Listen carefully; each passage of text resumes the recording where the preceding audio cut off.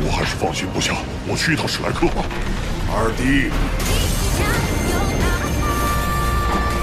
Второй дух Ван Дуна – это молот чистого неба. Естественно, он должен быть из клана Чистого Неба. Увидим ли мы его снова? Пребывание Хуэйхао в Имперской Академии Солнца и Луны принесло множество приключений и опасностей. Он побывал на грани жизни и смерти, был арестован, нашел новых друзей и учителя. Но он всегда помнил о своем лучшем друге. Это, конечно же, Ван Дун. Чем он сейчас занимается в Академии Шрека? Интересно, что спустя некоторое время Ван Дун навестил Хуэйхао на каникулах. Да, он прибыл в Империю Солнца и Луны, преодолел большой путь специально ради Хуэйхао. Они весело провели время, и так как ученики по обмену из Академии Шрека не создавали особых проблем или беспокойств в течение прошедших 2 лет, преподаватели Имперской Академии Солнца и Луны больше не были так строги с ними. Хуэйхао попросил у Фан Юя разрешения на то, чтобы он с Ван Дуном ненадолго потренировался во внешнем мире. На удивление, учитель согласился довольно быстро и даже сказал ему, что не нужно слишком сильно беспокоиться о том, чтобы вернуться вовремя.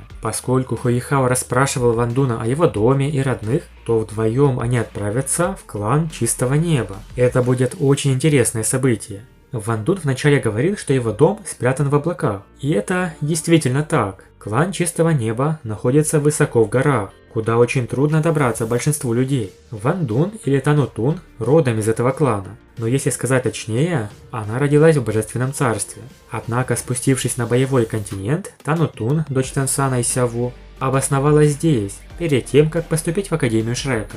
Хуэйхао и Ван Дун вдвоем долго летели, и по пути не обошлось без различных приключений. Они даже немного поучаствовали в войне. Вдвоем они помогли Дзюйцзы в различных сражениях. А перед тем, как продолжить, советую отличный сайт для просмотра ваших любимых аниме – Коноха ТВ.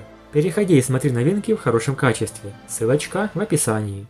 Ван Дун все время держал Хуэйхао в неведении, до самого последнего момента, не рассказывая, куда они летят. Но он предупредил Хуэйхао: члены моей семьи являются мастерами духа, поэтому я думаю, что они также проверят твои способности и твою боевую мощь. Конечно, больше всего их будет заботить твоя личность. Естественно, в клане Чистого Неба все мастера, и механиков они не очень любят. Огромная гора появилась на расстоянии. Этот пик был величественным, а рельеф горы казался крутым и опасным. Океан облаков дрейфовал над горами, и наблюдатель мог видеть лишь ту часть пика, которая находилась ниже облаков. «Время вернуться домой!» – воскликнул Ван Дун. Через секунду из облаков появились серые фигуры. Они образовали оцепление вокруг Хуэйхао на расстоянии, когда Ван Дун подал им сигнал. Каждый из них был возрастом от 25 до 35 лет. Они остались охранять Хуэйхао, потому что тот впал в состояние внезапного просветления. Беспокоить в такой ситуации ни в коем случае нельзя. Сам же Ван Дун пошел к своим дядям. Примерно через час Ван Дун вернулся к Хуэйхао. Как раз в это время Хуэйхао вышел из состояния медитации. Сквозь облака они проходили ко входу. Хуэйхао удивленно спросил: «Старший дядя, второй дядя?» На что Ван Дун ответил: «Я не знаю, где мой отец. Старший дядя и второй дядя – старшие братья моего отца. Я никогда не видел своего отца или мать раньше, и старший дядя и второй дядя сказали мне, что мои отец и мать находятся где-то очень далеко. Однако, когда я вырос, я смог догадаться, что мои родители, скорее всего, уже погибли».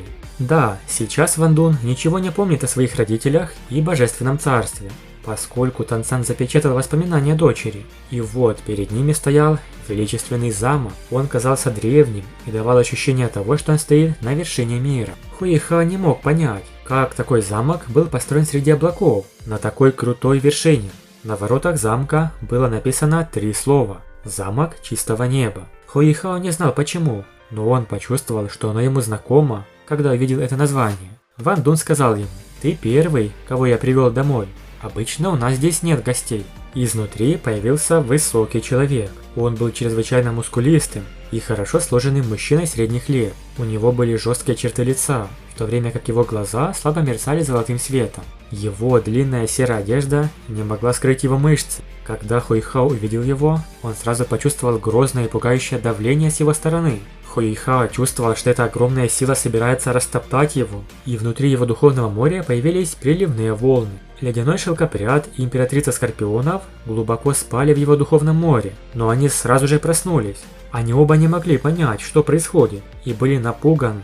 Но мощь ментальной силы Хуихао была продемонстрирована в этот момент. Его глаза стали золотыми от этого натиска, а сияние вокруг тела Хуихао сделало его столь же устойчивым, как камень. Несмотря на то, что его тело слегка дрожало, он все же мог противостоять этому давлению. Давление длилось не очень долго и прекратилось через 2-3 секунды.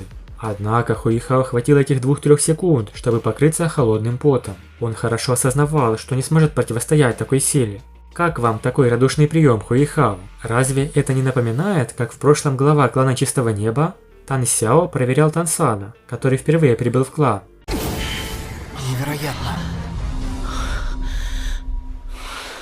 Тан Сан также столкнулся с огромным давлением титулованного 97-го ранга. Ван Дун сердито посмотрел и сказал: «Второй дядя, что ты делаешь? Мы только вернулись, но ты уже издеваешься над моим другом?» Но тот усмехнулся и сказал: «Не так много людей достойны войти в замок Чистого Неба, но с твоим уровнем ментальной силы в твоем возрасте ты действительно достоин. Ладно, проходите». Кем был этот второй дядя?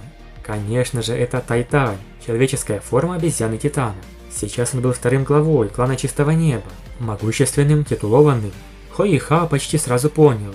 Это же легендарный клан Чистого Неба. Раньше он подробно видел информацию о Чистом Небе в архивах павильона Морского Бога. В собранной информации Академии Шрека он находился на первом месте, наряду с сектой Тела. Было очевидно, что это весьма могущественный клан. Согласно информации в архиве, клан Чистого Неба существовал еще до Академии Шрека. Это древний клан, существующий по крайней мере 10 тысяч лет, с историей даже более длинной, чем у секты Тела. Он был известен как клан инструментальных духов номер 1, и даже авторитетная секта Пагоды Семи Сокровищ уступала им. Хуихао даже не подозревал, что его лучший друг родом из клана Чистого Неба. В замке не было каких-то особых декораций или украшений, все было в основном черного или серого цвета. Тайтань сидел за столом, в то время как его брат Нютянь, он же человеческая форма Дамина, сидел на главном месте.